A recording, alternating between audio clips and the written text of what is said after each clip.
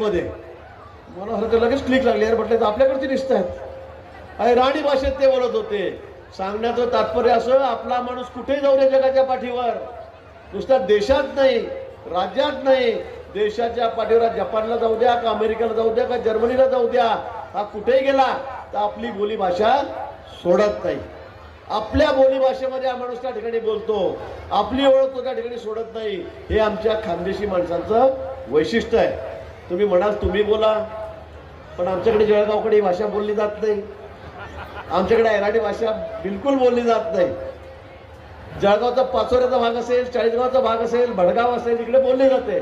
पण इकडचा भाग मग यावर असेल, रावेर असेल, भुसावळ असेल, मुक्ताईनगर असेल, जामनेर असेल, या भागामध्ये आमच्याकडे ऐराणी भाषा बोलली जात नाही. त्यामुळे आम्ही फार ऐराणी भाषा शिकलो नाही. पण निश्चित आमची माती, आमचा खानदेशचा माणूस आज जिथे जातो तिथे आमची संस्कृती विसरत नाही. ही गोष्ट मात्र वाखाणण्याजोगी आहे. आणि म्हणून आपली एक वेगळी ओळख या महाराष्ट्रामध्ये या ठिकाणी आहे. आणि पुणे, चिंचवड, उल्हासनगर असेल, त्या ठिकाणी ठाणा असेल, कल्याण असेल, या भागांमध्ये तर आपली खूप मोठ्या संख्येमध्ये आपला माणूस त्या ठिकाणी आहे. कामाच्या निमित्ताने, व्यापाराच्या